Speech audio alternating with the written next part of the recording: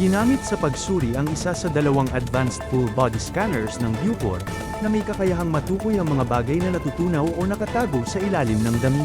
At ngayon, sa ating sports news, Lady Bulldogs binweltahan ng Lady Maroons.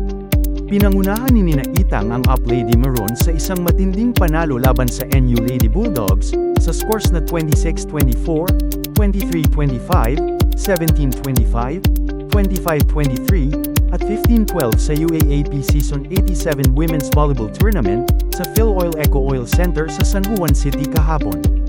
Nagposte si Itang ng 30 puntos mula sa 27 attacks at free blocks, na siyang nagbigay sa N. Yun ang kanilang unang talo matapos ang siyam na sunod na panalo.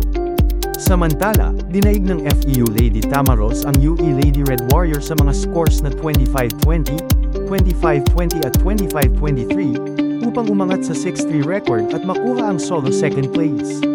Nagtala sina Chenie Tagaod at Gersel Mary Pet Alo ng tig 15 puntos, habang may 7th puntos si Fidel Bacangka.